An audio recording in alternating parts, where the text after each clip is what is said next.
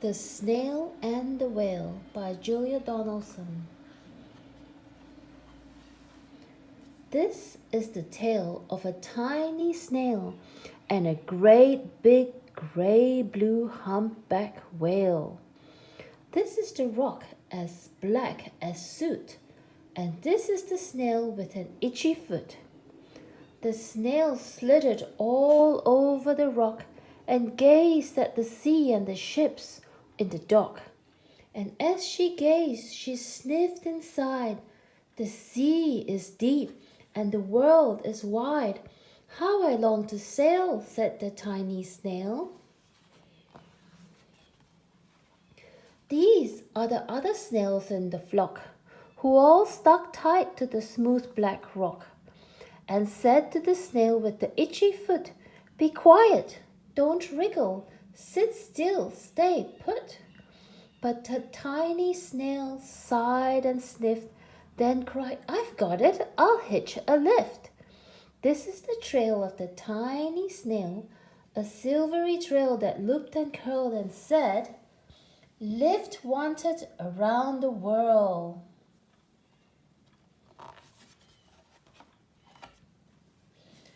This is the whale who came one night when the tide was high and the stars were bright. A humpback whale, immensely long, who sang to the snail a wonderful song of shimmering ice and coral caves and shooting stars and enormous waves. And this is the tale of the humpback whale. He held it out of the starlit sea and said to the snail, "Come, sail with me." This is the sea so wild and free that carried the whale and the snail on its tail to towering icebergs and far-off lands, with fiery mountains and golden sands. These are the waves that arched and crashed, that foamed and frolicked and sprayed and splashed the tiny snail on the tail of the whale. These are the caves beneath the waves, where stripy fish with feathery fins and sharks with hideous toothy grins swam around the whale with the snail on its tail. And this is the sky so vast and high, sometimes sunny and blue and warm, sometimes filled with a thunderstorm, with zigzag lightning flashing and frightening the tiny snail on the tail of the whale. And she gazed at the sky, the sea, the land, the waves and the caves and the golden sand. She gazed and gazed, amazed by it all, and she said to the whale, "I feel so small." And then came the day the whale lost his way.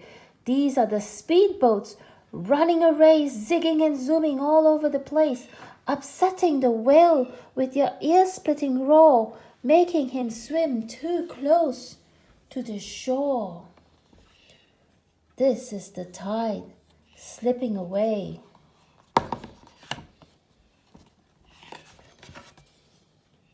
And this is the whale lying beached in a bay. "Quick, off the sand, back to sea," cried the snail. "I can't move on land. I'm too big," moaned the whale. The snail felt helpless and terribly small. Then, "I've got it," she cried, and started to crawl. "I must not fail," said the tiny snail. This is the bell on the school in the bay, ringing the children in from their play. And this is the teacher holding her chalk, telling the class, "Sit straight, don't talk." And this is the board as black as soot. And this is the snail with the itchy foot. A snail, the teacher turns pale. "Look," say the children, "it's leaving a trail." This is the trail of the tiny snail, a silvery trail saying, "Save the whale." These are the children running from school, fetching the fireman, digging a pool, squirting and spraying to keep the whale cool. This is the tide coming into the bay, and these are the villagers shouting, "Hooray!" as the whale and the snail travel safely away.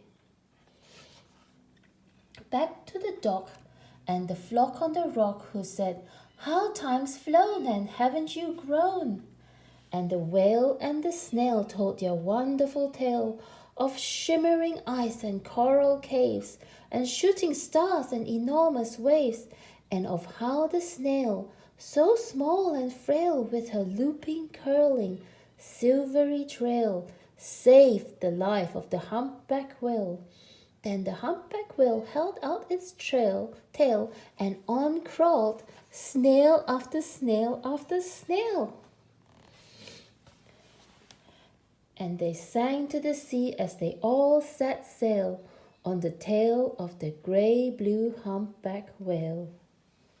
The end.